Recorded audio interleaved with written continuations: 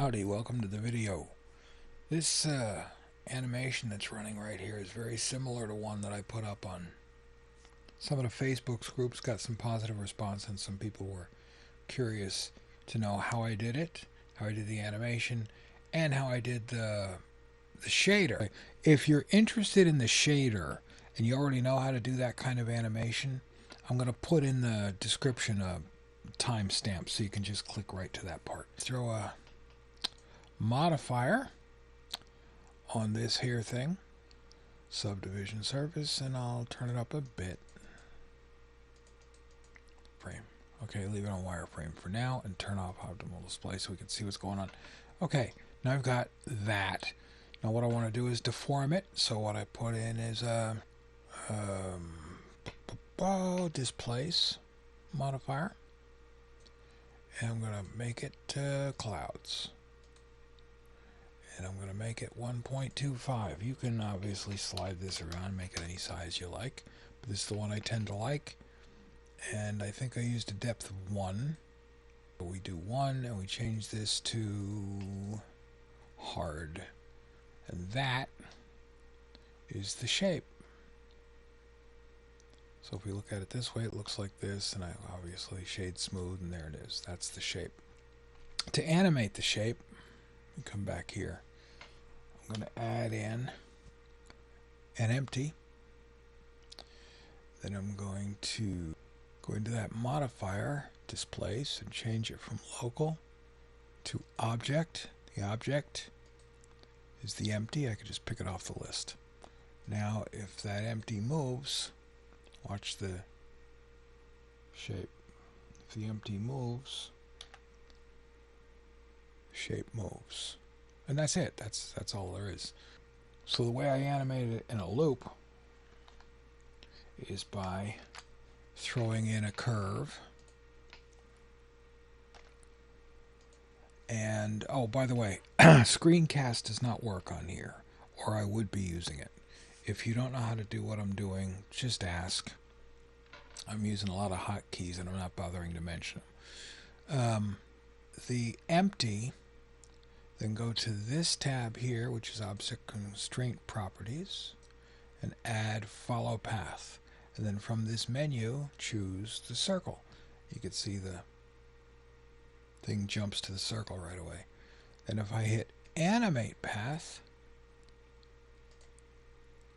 see, I hit Animate Path, and that makes it run around the path. That's what it does. Now there's a problem. See that jump? Doesn't matter if you saw it or not. If you want to make a looping animation, which is what I did, you have to go into the curves menu, which is here. And down here under path animation, open that up, says frames is 100. So it's going around once in 100 frames, but my animation is 250 frames long. So I want to match them up. So I put 250 in there. It doesn't matter what number is in which place as long as they both match. That's it. That's the animation. Okay. And obviously, if you look close, let me pause it. You see these little distortions and little stuff. That's because I only have 5 as the what do you call it? Now I'm going to look through the camera. G, middle mouse. Push it in a little bit closer. There we go. And that's great. Now let's get to the shader, which is the part some of you are waiting for. The shader consisted of an outline, and then I filled in the middle to look like cell animation. So let's begin by putting in a background. That's going to be a plane. R twice. Let me do this. R once. Let me do this. Scale X twice. I can do this. And then just scale it up real big. And from here, move it back so it's not cutting through that thing. Then from the camera, that completely fills the screen. Now I'm going to go to the plane, Material for the plane, new, change that to emission, and just let it be white. Now that's white, and yet this looks gray. What's going on? That is in the Eevee settings. Go down to film, and no, not film. Go down to color management. You'll see why I said and filmic. Change that to standard. And now in Eevee, it'll be white. Yeah, it was also gray because I didn't have it set to Eevee, but let me show you. If I change that back to filmic, see? It gets gray. So, standard. Okay, now we've got a white background, and we have this thing. We want this thing to also be white. I'm going to change this to an emission shader. Bam. Now we've got a white thing against a white background. Not too visible. Let's, for the sake of this video, just make that a lime green like I had at the beginning. Well, actually, the one I had on Facebook was blue. Let's make it blue. I think, yeah, that'll work. Okay, now we have that going. Now we want to get the outlines. Now this is how we get the outlines. I'm going to stop this. And now I have to explain things, which I don't like doing. But this is a new thing. What I'm going to do is use a solidify modifier to make the outline. Go, what? Watch.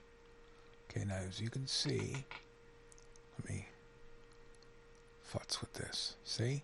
The solidify modifier makes a space between the original geometry and a layer of geometry that it creates by offsetting from a certain distance from the geometry. It can offset to the inside, as I just did, or it can offset to the outside, as I just did. Now, coming back over here, I'm going to set this up and then I'll explain it. Going into the material offset, I set that to 1. And come back here so I can see this thing. Under normals, I'm flipping them.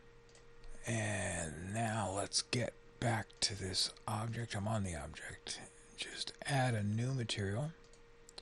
And the new material is going to be an emissive.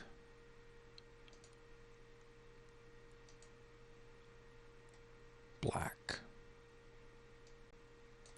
Now the whole thing's black. Now here's where the trick comes in. I'm going to go to material. I guess it doesn't matter which one I'm doing it on. Settings, backface culling.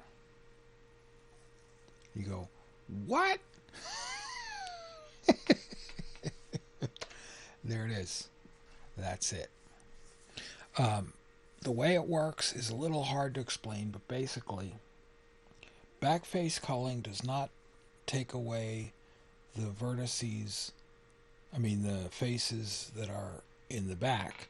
It takes away the faces that the normals are facing away from you. Okay? So by flipping the normals, the whole front of the black part, all those normals are facing inward.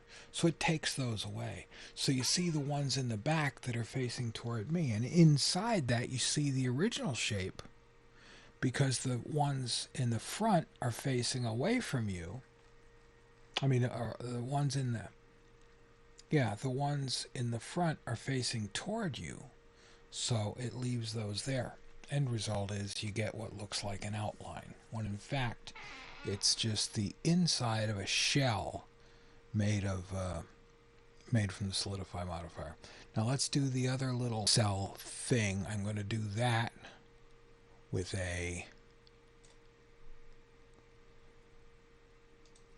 by playing with the shader editor. Okay, there is the shader. There it is. The shader that we're using on this material is this No, that's not it. I must click the background. Showing me the wrong one. There we go. Okay, we got this blue thing. So let's change that to white. And this way, by the way, it just looks like a nice line drawing. And by the way, the reason it looks all fuzzy like that, there's two things I can do. One is turn off viewport denoising, because that messes it up. So that looks better that way. Plus, when it renders, it smooths it out a little bit more. Also, I can increase the subdivisions on the subdiv modifier to smooth that out more. But here's the point I'm getting to. Diffuse shader. And if I stick that in here, now it's a diffuse shader without lines. But what we want is that Toon shader thing. What I want to do is add a converter, a color ramp. The problem is, so then I can do this. I can like turn it on constant and then slide this around, and I have two colors, which is exactly what I want. The problem is, if I try to connect this into that, you get this red line and it doesn't work. And it doesn't work because the output of a shader is not the kind of input that a color ramp takes. So we have to convert that. Fortunately, there's a thing in here called shader to RGB. That converts it. Now notice all the lines are white and everything's real happy. Now if I stick this in here, then put that back in there, we have, well, it doesn't look it, but we have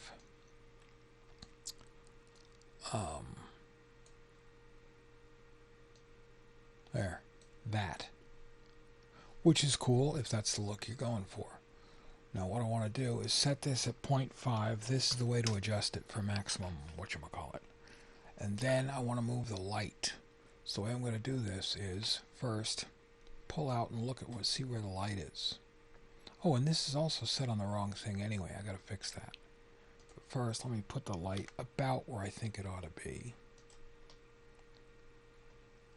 Just visually. And then I can adjust the light forward and backward and up and down and such by doing this.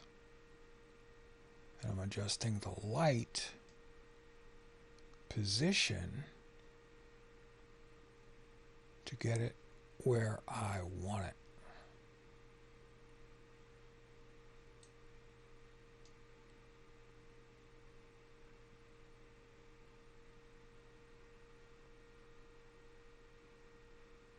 That's good. Now the only other thing I have to do is make this have the colors I want. And the easiest way to do that, to get nice colors that complement each other, is get rid of one of these, doesn't matter which.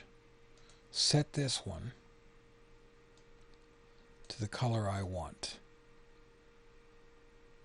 which is kind of like that. Then I'm going to add in, make sure that's not at 5. Put in another one, which comes in at 0.5. That means this one is the one I'm going to change, which is going to lower the saturation and drop the brightness.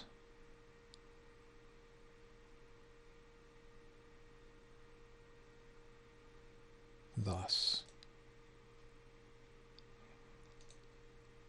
And there it is.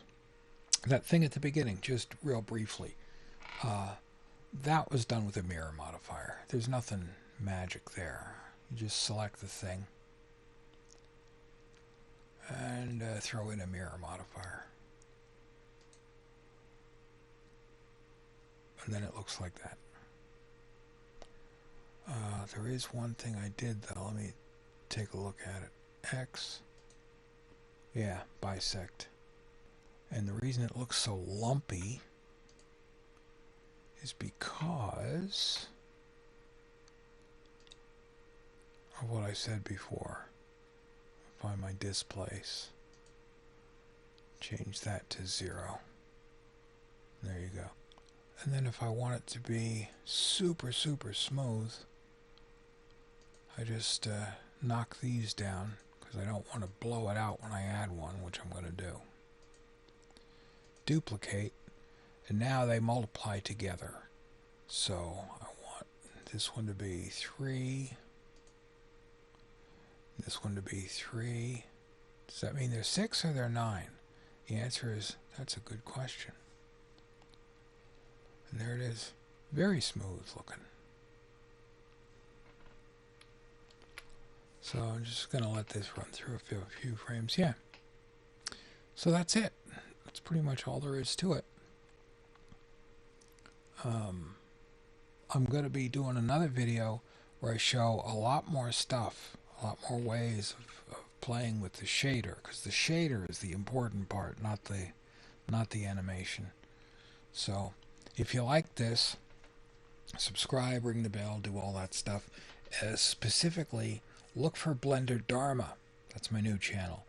And all the stuff is going to be going on BlenderDharma from now on, and not any of the other channels. So if you're watching this on one of the other channels, go to BlenderDharma, DHARMA, and subscribe on there, because in a little while, the other channels are going to go away. They're just going to disappear. They'll be there for a while, but not forever. Oh, the blend file that I made while you were watching just now, I'll have with the video on BlenderDharma or on the blog if you go there. Well, actually, it'll be on the blog. There'll be a link below this to the post on the blog where this video will be, and in that same post you'll be able to download the blend file. Okay, that's it for today. Don't forget to like and subscribe and ring the bell if you haven't done that already.